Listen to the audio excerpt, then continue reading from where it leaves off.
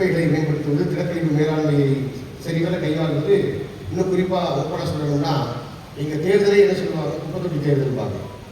குப்பைகளை கையாளுவதற்காக கலோக்கியாக சொல்லக்கூடியது குப்பை தொட்டி தேர்தல். அப்போ இந்த பணிகளை உள்ளாட்சி பிரதிநிதிகள், உள்ளாட்சி அமைப்புகள் சரிவர செய்கின்றனவா என்கின்ற ஒரு கேள்வி மேலோங்கி இருக்கின்றது. இதில் உள்ளாட்சி அமைப்புகள் மட்டும் சரி, இல்லை அரசு மட்டும் இதை கையாள முடியுமா என்றால் அது ஒரு மிகப்பெரிய கேள்விக்குறி.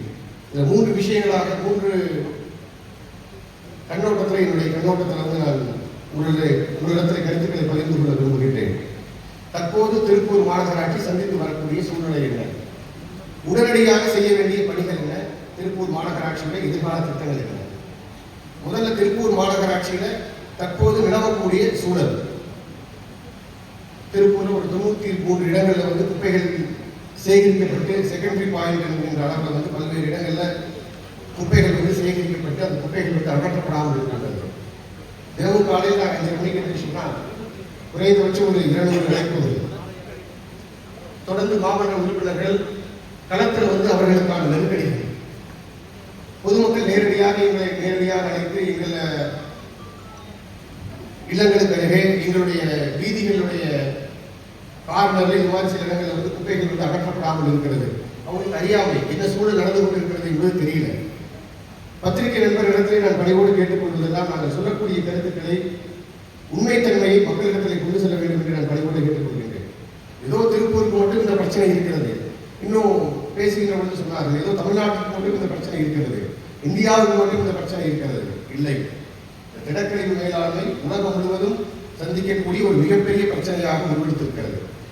அண்மையில் மாண்புமிகு முதலமைச்சர் அவர்கள் வழங்கிய வாய்ப்பு 169 நாடுகள் கலந்து கொண்ட மேயர்கள் மாநாட்டில் நான் கலந்து கொண்டேன்.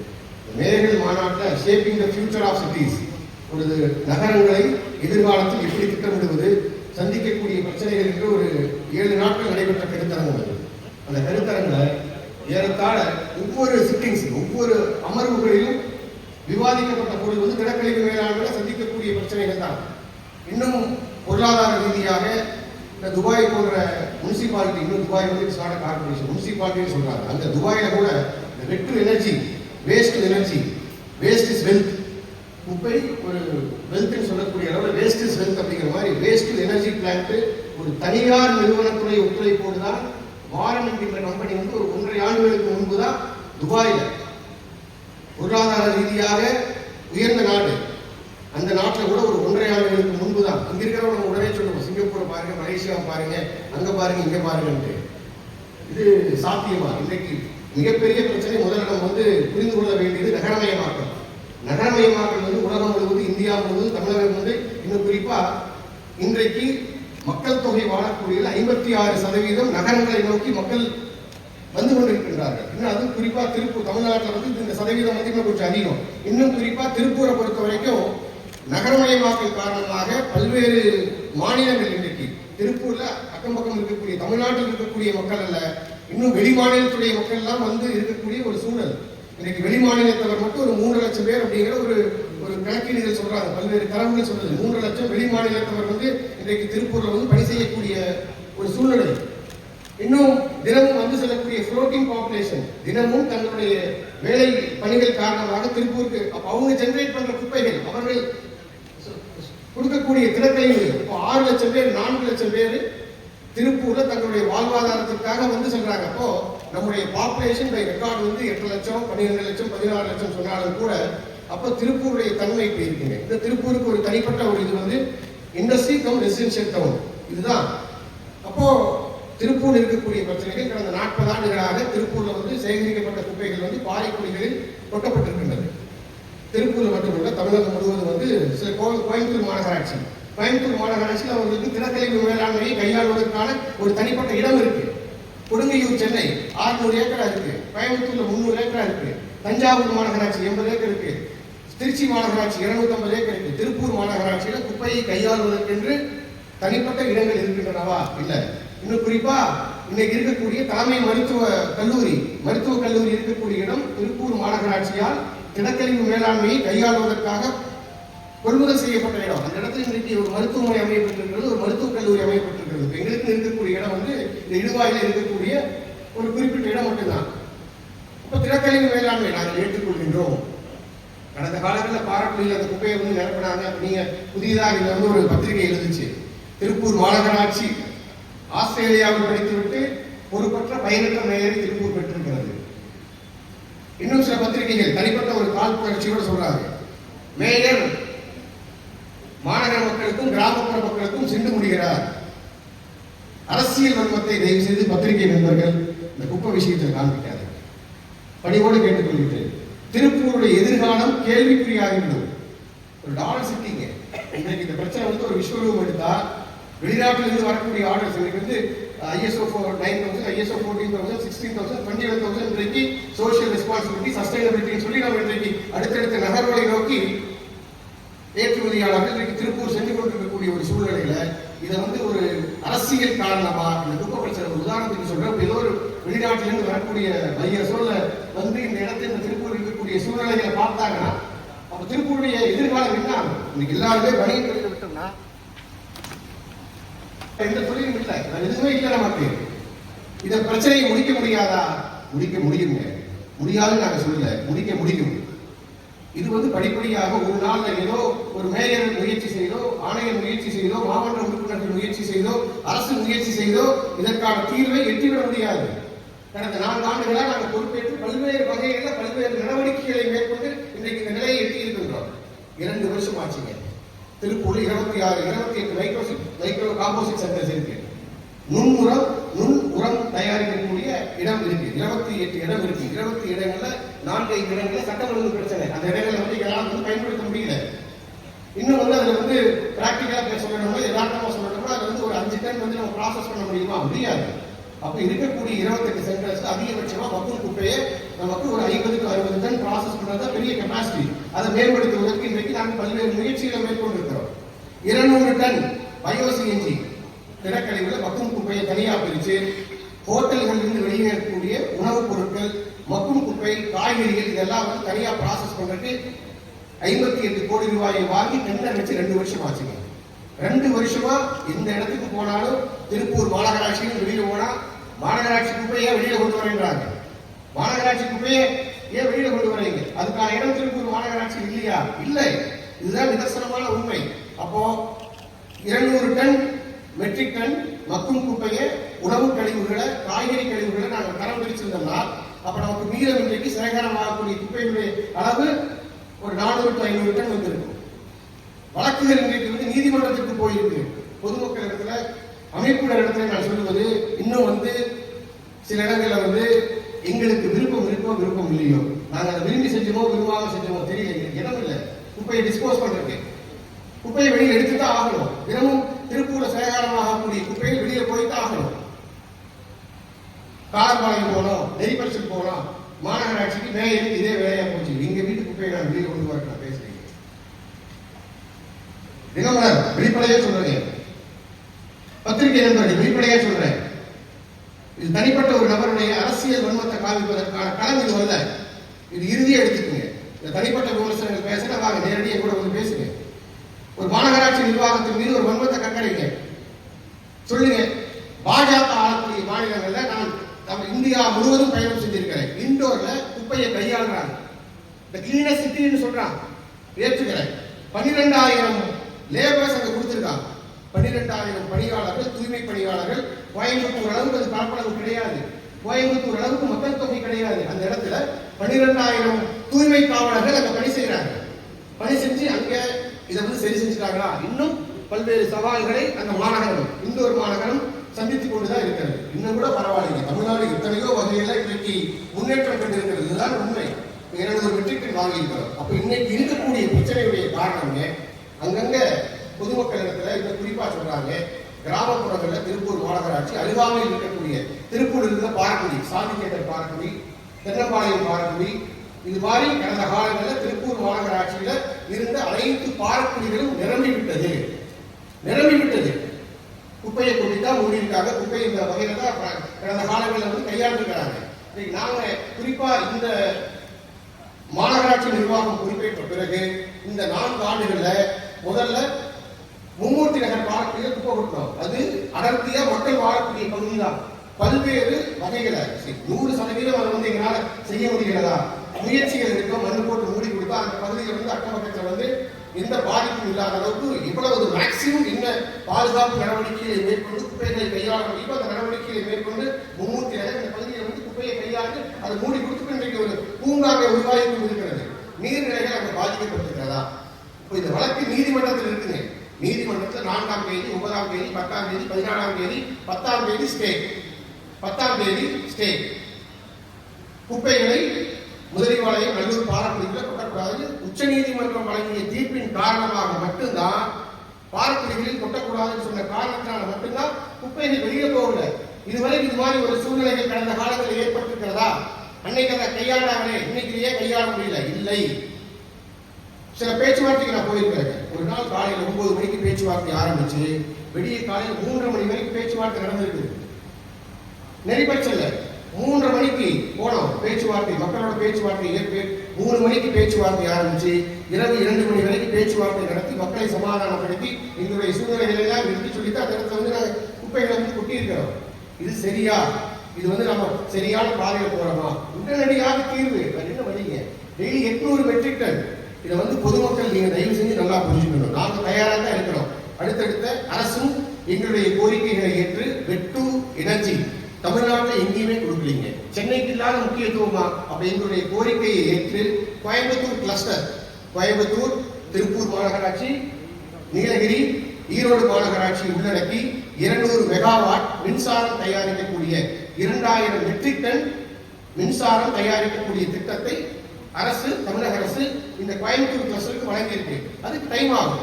டிபிஆர் ப்ராசஸ் இதெல்லாம் வந்து ஒரு நீண்ட ஒரு நெடிய பயணம். இது வந்து உடனடியாக இன்னைக்கு நினைச்சோம் நாளைக்கு செயல்படுத்த முடியுமானா செயல்படுத்த முடியாது. அப்போ இந்த இன்னைக்கு தற்போது திருப்பூரில் நிலவக்கூடிய சூழல் இன்றைக்கு குப்பைகள் வெளியே போகுது. இன்னும் கடந்த காலத்தில் பாருங்க, திருப்பூர் எங்கெங்கெல்லாம் பில்ஸ் வச்சிருக்கிறோம். போடு கீழே கரண்ட் கம்பம் இருக்கும், அதுக்கு கீழே பள்ளிகள், அரசு அலுவலகங்கள். அந்த இடத்துல இதை தவறா சொல்லவில்லைங்க. மக்களுடைய மனநிலை என்ன தெரியுங்களா? குப்பையை கொண்டு வருவாங்க. ஒரு 100 மீட்டர் பின் இருக்கும், 95 மீட்டர் நடந்து வருவாங்க. முன்னாடி எடுத்து பிடிச்சுக்குவாங்க. அங்க வந்து பக்கத்துல வந்து தூக்கி வீசுவாங்க. 2 வீலர்ல போவாங்க, அப்படியே அது பின்ன தூக்கி வீசிப்பாங்க. ஸ்கேட்டராக கிடக்கும், அப்படியே அக்கம் பக்கத்துல வந்து இது கிடக்கும். நாங்க முயற்சிகள் மேற்கொள்றோம். நாங்க வந்து எங்களால வந்து நிச்சயமா ஒரு தூய்மையான ஒரு மாநகரத்தை உருவாக்கி கொடுக்கணும். மக்களுக்கு வந்து இது பிரச்சனைகள் வந்து நாங்க வந்து எந்த இடத்திலும் தட்டி கழிச்சுட்டோம் நாங்க போக விரும்பல. மீண்டும் மீண்டும் நான் வலியுறுத்துறேன். மாநகராட்சி அனைத்து வகைகளிலும் நிர்வாகம் முழுவதுமாக இதை கவனத்தில் கொண்டு இதற்கு ஏதோ ஒரு வகையில் தீர்வு ஏற்படுத்த வேண்டும் என்று பொறுப்பேற்ற நாள் முதல் பல்வேறு முயற்சியின் காரணமாகத்தான் வந்து இன்றைக்கு ஒரு இறுதி நிலையை நாம் அடைந்திருக்கிறோம். திட்டங்கள் வாங்கிட்டோம். செக்ரிகேஷன் ரைட் 1700 பேர் எங்கிட்ட லேபர்ஸ் இருக்காங்க. இதில் இன்னொரு சில அமைப்புகள் பேசுது. இன்னும் குறிப்பா சொல்லணும்னா நீதிமன்றத்தில் அந்த விஷயத்துல நான் போக விரும்புறீங்க. முதலிவாளையத்துல 1,26,000 டிடிஎஸ் தண்ணீருடைய டோட்டல் டிசால்வ் சாலிட் அளவு 1,26,000. இதே திருப்பூர் மாநகராட்சி வேற இடத்துல வந்து கொட்டி இருக்கிறோம். அந்த இடத்துல செக் பண்ணி பார்க்கணும். ஒரு இடத்துல 9,000 டிடிஎஸ், இன்னொரு இடத்துல 15,000 டிடிஎஸ், இன்னொரு இடத்துல 900 டிடிஎஸ் தான் இருக்கு. மழை பெஞ்சது, தண்ணி வந்து டைலூட் ஆயிடுச்சு, அதனால டிடிஎஸ் குறைஞ்சிருக்கு. அப்போ நல்லூர்ல 2011 2022 வரைக்கும் கூட்டின குப்பை 1,26,000 டிடிஎஸ் அங்க இருக்குன்னு சொன்னா அதுக்கு யார் காரணம்? டொமஸ்டிக் வேஸ்ட், வீட்டு கழிவுகள். திருப்பூர் மாநகராட்சியிலே கொண்டு போய் கூட்டக்கூடிய கழிவுகள்னால அந்த இடம் பாதிக்கப்படவில்லை. அந்த டிடிஎஸ் வந்து 1,26,000 ஆகல அப்படிங்கிறத பல வகையில வந்து எஸ்டாப்ளிஷ் பண்ணிட்டோம். இப்ப நீதிமன்றம் நாளைக்கு அந்த வழக்கு மீண்டும் விசாரணைக்கு வருது. இன்னும் ஒரு வார காலத்துக்குள்ளாக இந்த குப்பைகளை அகற்றுவதற்கு பல வகையில வந்து முயற்சிகளை மேற்கொண்டிருக்கின்றோம். அதை வந்து நம்ம தீர்த்து கொடுத்துறோம். இப்போ நம்ம கரண்ட் சிச்சுவேஷன் இன்னைக்குடைய சூழ்நிலைக்கான காரணம் ஏன் குப்பை வெளியில் போகிறா? வழக்கு நீதிமன்றத்தில் நிலுவையில் இருக்கின்றது. பல முறை நமக்கு ஏஜி அட்வொகேட் ஜெனரல் தமிழக அரசுடைய உயர் தலைமை வழக்கறிஞர் திரு பி.எஸ். ராமன் அவர்கள் இந்த வழக்கில் ஆஜராகிறார். இன்னும் உங்களுடைய பணிவான கவனத்திற்கு இதுக்கு எதிராக யார் நீங்கள் ஆஜராகிறார்? தமிழகத்தில் இருக்கக்கூடிய தலை சிறந்த வழக்கறிஞர். இந்த வழக்குக்காக நேற்று 11 பேர், 11 வழக்குகள். இது வந்து இன்ட்ரீ பெட்டிஷன் உள்ளவரா, இன்டர்வியூ பெட்டிஷன் உள்ள வந்து 11 வழக்கறிஞர்களும் மோகன் கமிட்டி. யார் இந்த மோகன்? 2011 சாயக்கழிவு பிரச்சனைக்கு திருப்பூரை 10 ஆண்டுகள் பின்னோக்கி கொண்டு சென்ற மோகன், திருப்பூர் கமிட்டி மோகன், அவரு இந்த வழக்குக்கு நமக்கு எதிராக ஆஜராகிறார். தமிழகத்தில் இருக்கக்கூடிய தலை சிறந்த வழக்கறிஞர்கள் துரைசாமி சார், ராகவன், இவங்க எல்லாருமே தலை சிறந்த வழக்கறிஞர்கள். யாரு இடுவாய் மக்கள் வந்து என்கேஜ் பண்ணியிருக்கிறாங்க. ஒருத்தர் முதலிவாளையத்தில் குப்பையை கொட்டக்கூடாதுங்கிறாரு. நம்ம என்ன சொல்றோம்? நீதிமன்றத்துடைய வழிகாட்டுதல்களை பின்பற்றி மீண்டும் பத்திரிகை நண்பர்களை ஒரு அரை பக்கம் செய்தி போடக்கூடிய தினமலர் தயவு செஞ்சு இந்த மக்களுக்கு தெளிவாக கொண்டு போய் சேர்த்துங்க. நீதிமன்றத்துடைய முழுவதுமான வழிகாட்டுதலின்படி, பொல்யூஷன் போர்டு கண்ட்ரோல் போர்டுடைய முழுவதுமான வழிகாட்டுதலின்படி அனைத்து சாலிட் வேஸ்ட் மேனேஜ்மெண்ட் ரூல்ஸ் 2016, உள்ளாட்சி சட்டம் 2023, இந்த சட்டங்கள் அனைத்தையும் உள்ளடக்கி நீதிமன்றங்கள், பொல்யூஷன் போர்டு அனைவரும் சொன்ன வழிமுறைகளின் அடிப்படையில் எந்த வகையிலும் நீர் மாசுபடாம லீச்சர், அவங்க மீண்டும் மீண்டும் சொல்றது லீச்சர் ஜெனரேட் ஆகும். இதெல்லாம் எந்த வகையிலும் அருகாமையில் இருக்கக்கூடிய விவசாய நிலங்களோ, இன்னொன்று அந்த இடத்தை மாநகராட்சி தேர்வு செய்யவில்லை. அதுக்கு ஒரு போராட்டம் போடுறாங்க, சாபவீடு போராட்டம், வெப்பராயுடைய ஒரு சாபவீடு போராட்டம். இன்னும் மக்களுடைய அறியாமை நான் நினைச்சு எண்ணிப்பா வியந்து பார்க்கறாங்க. எங்க வீட்டு உடனே குப்பை கொட்ட சரியா போயிருக்கா, 2 குப்பை கூட எங்க வீட்டு கொட்டிட்டு போறாங்க.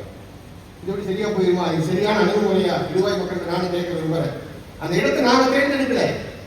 எதிர்த்தரப்பு முதலீடு இந்த கேஸை வந்து ஃபைல் பண்ணவங்க 3 இடங்களை கொடுக்குறாங்க. அந்த 3 இடங்களை நாங்க கண்டிப்பா நாங்க வந்து எதிர்ப்பு தெரிவிக்கிறோம். 3 இடங்கள்ல கொட்ட முடியாது அப்படிங்கிறதா மாநகராட்சியுடைய நிலைப்பாடு.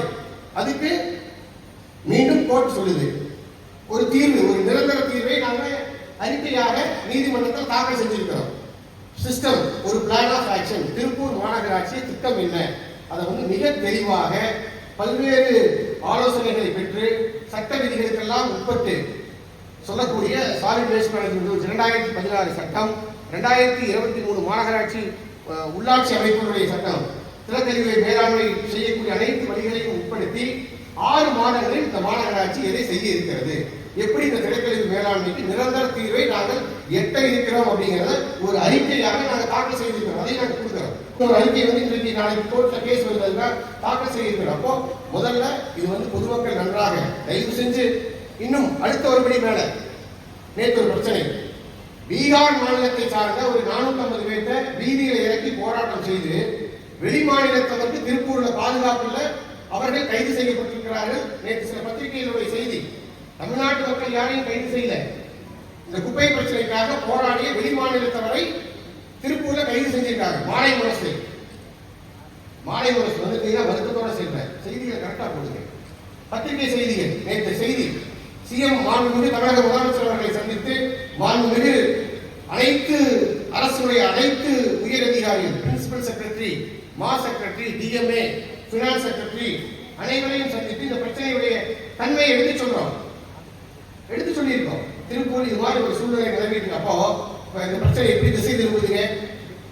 இந்த செய்திகள் வெளி மாநிலத்தில் போனா லேபர்ஸுடைய நிலைமை என்ன ஆயிருக்கு? எப்படியாவது சூழ்நிலைக்கு அந்த கம்பெனியுடைய உரிமையாளர் யாருன்னு தெரியும், எந்த கட்சியை சார்ந்தாலும் எனக்கு தெரியும். ஷிஃப்ட் மெர்ச்சன்டைஸ் இல்ல, நான் வெளிப்படையா பேச வேண்டிய சூழ்நிலைக்கு தள்ளப்படுறேன். நான் யாருடைய மனசை காயப்படுத்த விரும்புகிறேன்னு சொன்னாலும் கூட தயவு செஞ்சு இன்னைக்கு போகக்கூடிய பாதை ஒட்டுமொத்தமா திருப்பூரை கேள்விக்குறியாக்கி, இன்னைக்கு திருப்பூர்ல வெளி மாநிலத்துடைய லேபர்ஸ் இல்லைன்னா தொழில் நடக்குமா? நான் சொல்லுங்க, நான் கேட்கிறேன். இன்னைக்கு டையிங் அசோசியேஷன் அனைத்து அமைப்புகளையும் பார்த்து கேட்கிறேன். இந்த பிரச்சனை என்ன பண்ணாங்க? முதல்ல ஏதோ திருப்பூர்ல மட்டும் இருக்கக்கூடிய பிரச்சனையா சித்தரிச்சவங்க நேற்று வெளி மாநிலத்தவர் மட்டும் கைது செய்யப்பட்டிருக்கிறார்கள். அப்ப 450 பேர் இந்த வெளி மாநிலத்தவர் மட்டும் திருப்பூர்ல போராட வேண்டிய சூழ்நிலை இல்லைங்க. அப்போ அவருடைய நோக்கம் என்ன? தயவு செஞ்சு அரசியல இந்த பிரச்சனைகளை கொண்டு வராது.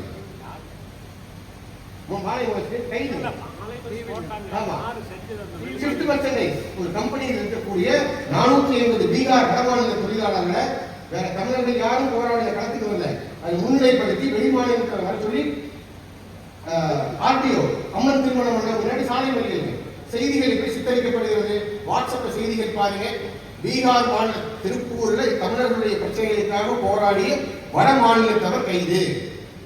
தயவு செஞ்சு அரசியல் வேண்டாங்க. இது வந்து தொழிலை ஒட்டுமொத்தமாக முடக்கிவிடும். இந்த செய்திகள் வெளியூர் போச்சுன்னா என்ன ஆகும்?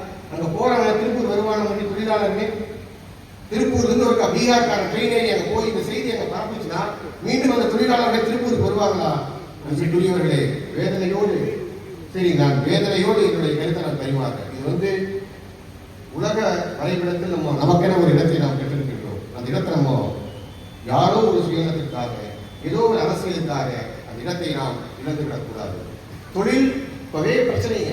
பீகாருக்கு வா, உத்தரப்பிரதேசுக்கு வா, பல மாநிலத்தில் வந்து பல்வேறு சலுகைகளை கொடுத்து இன்றைக்கு உள்நாட்டு வர்த்தகம் இப்படி இருக்கு, வெளிநாட்டு வர்த்தகம் இப்படி இருக்கு. இது மாதிரி எல்லாம் எத்தனையோ பிரச்சனைகள் நம்ம தொழிலதிபர்கள் நம்முடைய தொழில் செய்யறவங்க சந்திச்சிருக்கக்கூடிய சூழ்நிலையில எப்படி இது சாத்தியம்? 450 பீகார்கார ரோட்ல வந்து அவனை கைது செய்கிறோம் காவல்துறை. எங்களுக்கு தெரியாது, எங்களுக்கு இது கவனத்துக்கு வரக்கு முன்னாடி சென்னை இருக்கிற கமிஷனருடைய கவனத்துக்கு வரக்கு முன்னாடி நான் அரெஸ்ட் பண்ண சொல்லல.